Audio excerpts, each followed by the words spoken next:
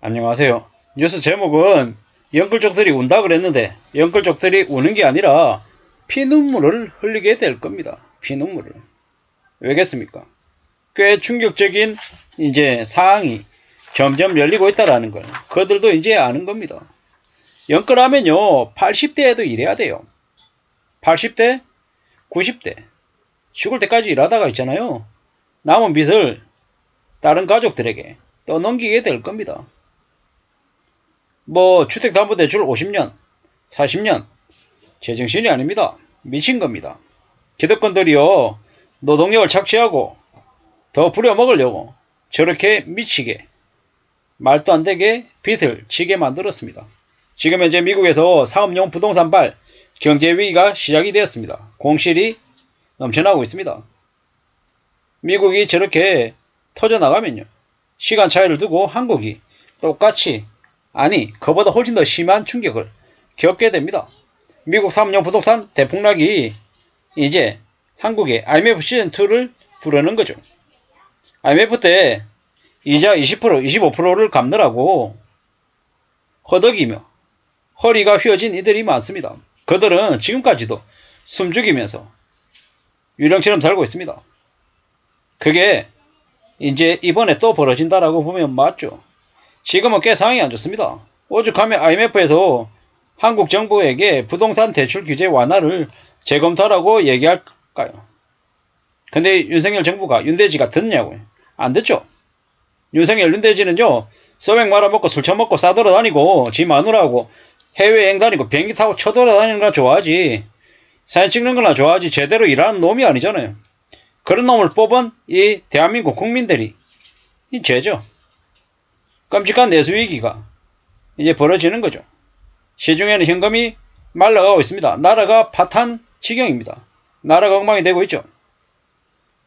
이런데도 지금의 여당이나 야당은 관심이 없습니다.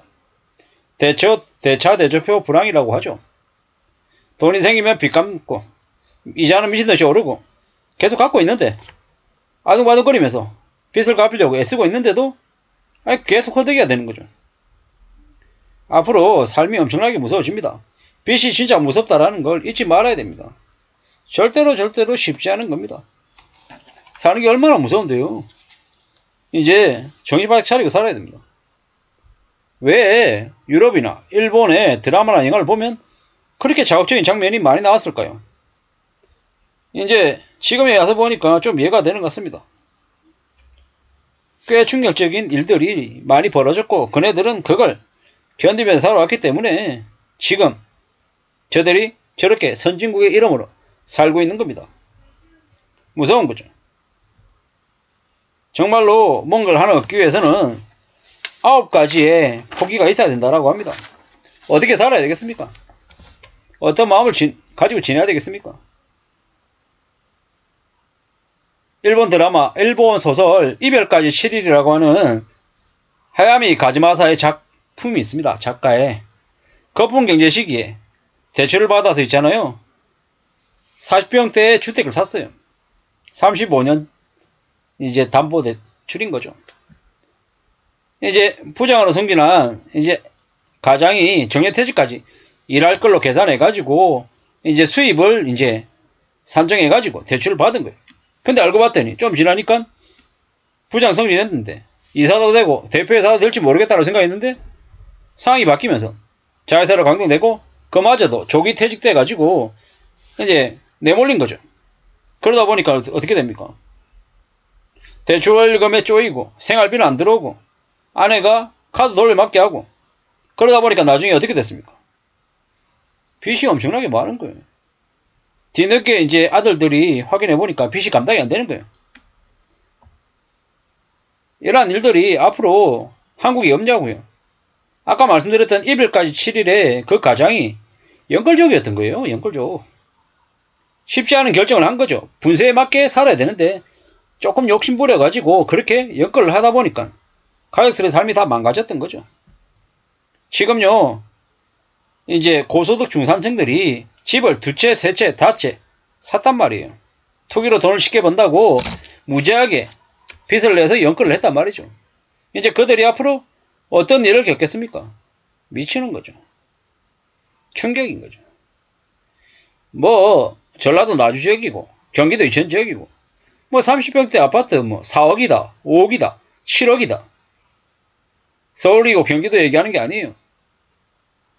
아, 이천은 경기도네요.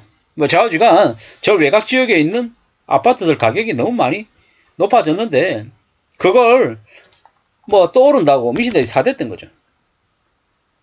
이제 버블 경제 이후에 일본에서 묻지마 범죄가 창궐했던 것처럼 한국에도 그런 일들이 벌어지는 거죠. 밑바닥 인생들이 창궐할 겁니다. 길거리가 범죄 도시가 되는 거죠. 왜냐고요? 저 영끌족들이 삶을 제대로 안정적으로 못 사는 거죠. 그러다 보니까 어떻게 됩니까? 길거리 천사가 되는 거죠. 사람들이 궁지에 몰리니까 그동안에 투기 부리고 투기하고 허세 부리고 난리쳤던 2030이 어떻게 되겠습니까? 이제 몰락하는 거죠. 의사, 약사, 한의사, 대기업 직원, 교사, 공무원, 세무사, 회계사 다 이제 연끌해가지고 걸려들었다는 거죠. 그들이 앞으로 어떻게 살겠습니까? 회식인지 안 하는 거죠. 점심때 같이 밥도 안 먹는 거죠. 일본이나 선진국에서는 같이 일하는 직원들끼리도 개인 연락처, 개인 주소 안 물어보는 거죠. 어디에 사는지도 안 묻는답니다. 왜겠습니까? 엮여 들면 본의 아니게 자신이 연끌했거나 경제적으로 힘든 처지를 속내를 털어내고 나면 그게 자신의 약점이 돼서 힘들어질 수 있으니까 최대한 은폐하고 가리고 사는 거죠. 그리고 이제 그네들이 이제 직장 안에서 모멸감 느끼고 불합리한 것을 당한다고 생각하면 어떻게 되겠습니까? 가만히 안 있는 거죠. 가만히 안 있는 거죠.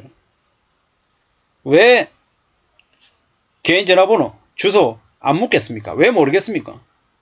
열받으면 저놈이 나를 괴롭히고 나를 가스라이팅 했다. 찾아가서 개인적인 복수를 할 수 있기 때문에 그러는 거라는 거죠. 참 무서운 일입니다. 무서운 얘기입니다. 앞으로 그러한 일들이 계속 벌어진다라고 보면 맞겠습니다. 참 무서운 얘기입니다. 우리는 우리의 부모보다 더 오래 살 겁니다. 그래서 더 경제적으로 더 악착같이 살아야 됩니다. 지금 내수급감에 경제 지옥이 펼쳐질 건데요. 파산과 몰락이 심해질 것인데 주식이든 부동산이든 함부로 빚내가지고 뛰어들면 안 된다라는 겁니다. 지금 이 대한민국은 장기 침체로 갑니다. 저성장 일본하고 비슷해집니다. 어쩌면 일본보다 더 상황이 더 안 좋아질 수 있죠. 빈곤해지고 빚쟁이가 되고 늑자가 되고 도망자가 될 겁니다. 앞으로 계급이 한번 추락하면 영원히 복귀가 안 될 겁니다. 기득권들은 다 알고 있습니다.